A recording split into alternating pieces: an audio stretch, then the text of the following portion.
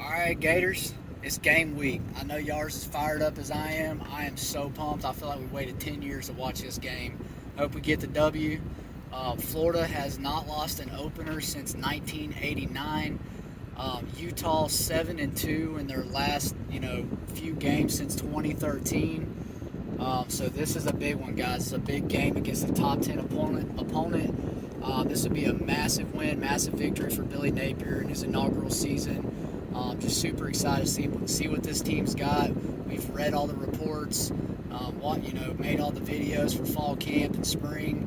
I feel pretty good about where this team's at and how we've progressed. I do think UF is going to win this game. Final score, my pick is 30 Florida, 27 Utah. So a nail biter. I think it's going to be really close all the way down to the end. But I do think the Gators pull this one out, 30-27. Utah is favored by 2.5. That tells you right there there's not a lot of confidence in Utah playing in the swamp on the road. They're a very, very, very narrow favorite. I think that pendulum's going to swing back in our favor come game time.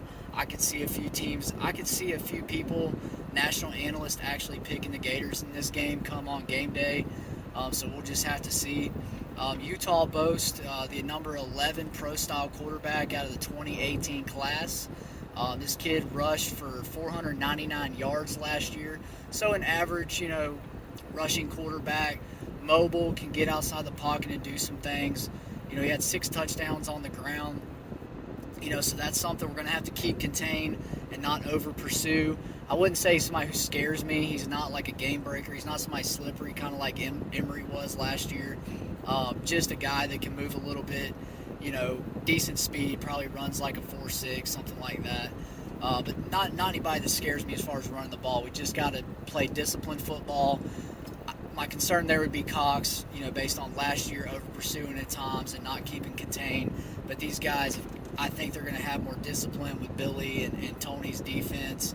I think we're going to see a big difference there with the linebacker play as well.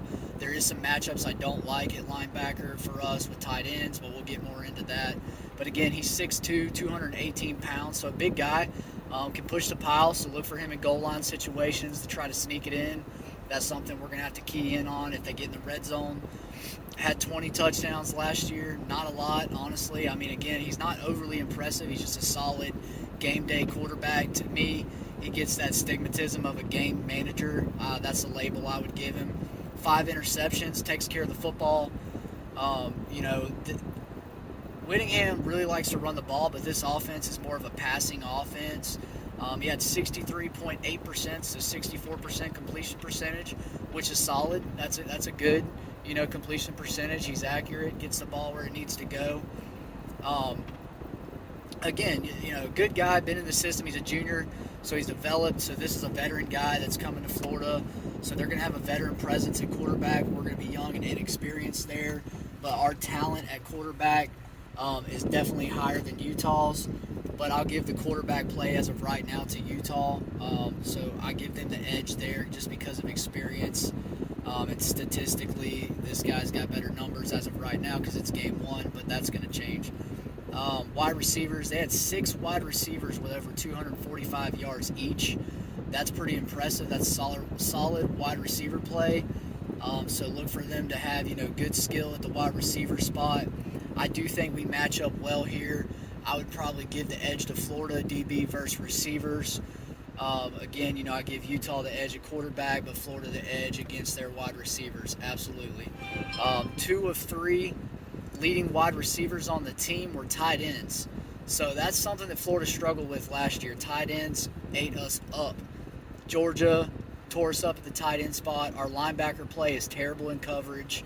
This is where I'm hoping the depth, the youth steps up. I'm hoping Shamar James, because I have a feeling Bernie and Miller are going to get destroyed by their tight end. I give them the edge right there with the tight ends versus our linebackers in coverage. Those guys have always been real weak in pass play. So I'm hoping that that's something we get Shamar James in there, Scooby Williams, some of these younger guys that are more athletic to defend the pass and defend the tight end. Miller, I think, will do decent just because of experience. He should know better by now. Bernie has never shown me anything at linebacker. I don't trust in Bernie at all. But I like some of the younger talent on the team to step in this game and give us some better coverage at that linebacker spot. Um, Again, Tuith, that's the tight end that we're talking about. He had 611 yards receiving last year, so this is a very lethal, very athletic tight end who's really good at what he does. He can pass block well. Again, this is something where our DBs are going to have to be on top of things. Our safeties, are really going to have to pay attention to the middle of the field. This is where a guy like Trey Dean can come in. He's a real physical guy and bring that tight end down if he gets a ball thrown his way. So I do like our matchup here as far as the DBs go versus the tight ends. I just don't like the matchup. I'd give Utah the edge with the tight ends versus linebackers. That's going to be an area to watch in the game. These are just kind of keys, guys, that I would look at as far as my opinion. I know we all have a different outlook, but this is just what I'm looking at. 7.4 yards per pass, not impressive, very average yards per pass play. That was good for 71st in the nation, which again is very below average. Florida, I think, actually averaged a higher pass per play last year than Utah. So again, I think we match up really well against their passing game. So I like the edge there for Florida to shut down the passing game, and then these guys are going to have to rely on the run. So, Tavion Thomas, sorry guys, I had to look down some notes here. Tavion Thomas, 1,108 yards, 6'2", 238-pound back. This is something where this guy can run the ball, get up the middle. He's a big back. He's a bruiser. This is another area to watch with Florida's depth at defensive tackle and experience there. That's a little bit of an area of concern, so we'll have to watch that. I would probably give Florida the edge here just because our defensive line, I think, being healthy and our starters are going to be really good. So I do think that we are going to be able to shut down their run game. I think they're going to struggle running the ball. They only return a few of their offensive linemen. I believe 3 of the 5 come back. Not a lot of starters returning on this team. Again, so I think Florida has the edge there, defensive line versus their offensive line. They've lost a lot of experience. Utah is not a team that recruits at a high level, so it takes them time to get guys in their system that can develop to get to play at an elite level or a really good level. So I look for Florida to take that matchup there. I think Florida, this is one of those things where I'm calling a close game based off of last year's results and the potential of Florida. But there's a lot in my gut that tells me that Florida might break this thing open, guys. 90,000 sold out in the swamp. Humidity, guys are going to be cramping. I just think Florida has such a big advantage in this game, just athletically, talent-wise, roster talent-wise. You look at the recruiting rankings versus Utah's. I mean, they've got a handful of blue chips on their team, rely heavily on transfers. They do have a lot of blue chip transfers on their team, but so does Florida. I mean, Florida, the gap talent recruiting-wise is massive between these two teams. Florida plays in the SEC. Utah plays in the Pac-12. I think people are really underestimating Florida in this game. I think we're the better team, top to bottom. I really do. I mean, honestly, the only thing they have on us is some experience in certain key spots like the tight end, running back, and quarterback spot. But as far as actual athletic ability, Florida trumps Utah majorly. Defensively, defensive end Morgan Seeley's a guy to look out for. Top 3 in the Pac-12. They run a 4-3 defense. They disguise stuff well. They've got 6 returners on the defense. So again, 50% returners. I think Florida is going to match up really well on the perimeter at the skill positions. I think we're going to be able to make some plays on the outside. They're really small in their defensive front.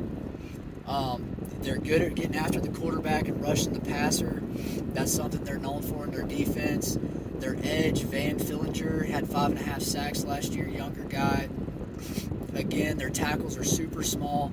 One of their tackles is like 277 pounds. That's a really small defensive tackle. So I think Florida, with the depth and the experience at offensive line, the talent on the offensive line, I have a feeling we may bully this defensive line in Utah. I actually think this is a really good matchup for Florida as far as our offense versus their D. I think we're going to put some points up. I feel like we're going to be able to dictate the pace of the game, control the time clock. I think Florida's going to be able to eat a lot of time up, put points on the board. I do believe we're going to run for a lot of yards in this game. 4 healthy, really good backs. I think we're going to shred that defensive line, guys, and I think a lot of y'all probably would agree with that. I think you're going to see ETN get some yards in this game. I do believe they're going to start out with some of the senior-laden guys like Lorenzo Lingard and Montrell Johnson. I believe they'll give them a fair shake to let them prove it in a game day atmosphere to start with. But I do think you'll see ETN get some carries. Naquan will probably do some things in the passing game. We'll just have to see how that all plays out. But I do like Florida in that spot there. As far as special teams, their special teams are terrible. 10 of 14 on field goals. They just not electric in special teams. I don't look for that to be much of a factor in the game. Florida's very questionable here. I do believe our return game is going to be solid with ETN back there returning kicks. Maybe Henderson, RJ Henderson. Not RJ, but Henderson, the wide receiver. I could see him returning some kicks. So I think we're going to be solid in that. The kicking game, I'm not sure. Malehek and Trey Smack are still battling it out right now. Apparently they're in a dead heat. They're both really good kickers. One of the top kickers in the country. Malehik, he hit those 40-yard bombs in the spring game. So I'm not too concerned about field goals. I think we're going to be solid there. I think we're going to be able to hit from distance. The question mark is going to be consistency. Are we going to be able to be accurate and consistent, in those pressure moments when the game's on the line? That's where the question mark is going to be. Punting, special teams is advantage Florida. I'm giving that all day. I look for us to make a big play in this game, maybe blocking a kick, returning a punt for a touchdown, something like that. So I do think Florida has the advantage there. And I think that Anthony Richardson, I think we're going to rely heavily on the run game with the option game. Anthony getting outside the pocket, getting on the edge, making some plays with his legs, making that defense bite and then getting them over the top, play action. I don't think you're going to see Anthony put up huge numbers passing the ball being the first game.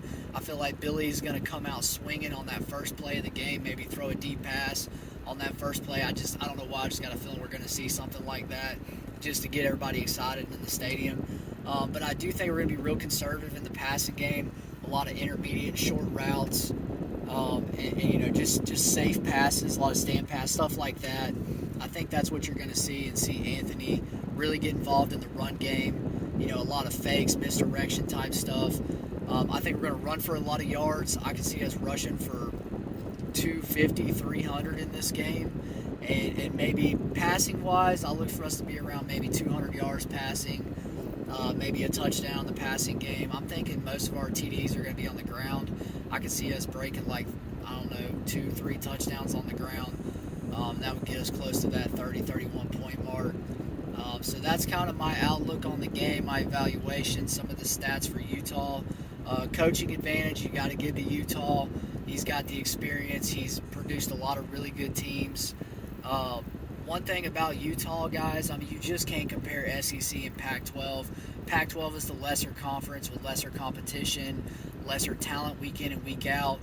The fact that they played one good game, we see what UCF does every now and then against the SEC team, but to do it on a weekly basis, I just don't see it.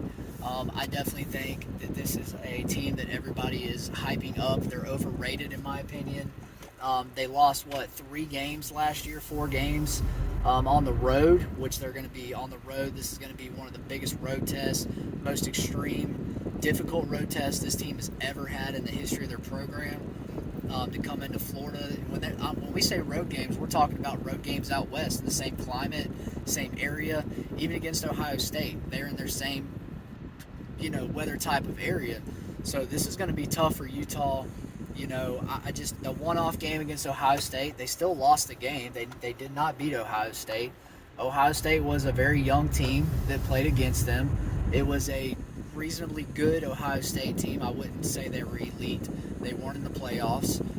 So I think they're getting way overhyped because of that one game. Like I said, really bad losses on the road against really bad competition. So I think that Florida is going to eat this game up and shock the world and come out with a top 10 victory and be ranked in the polls in the following week. All right, go Gators, and I'll talk to y'all soon.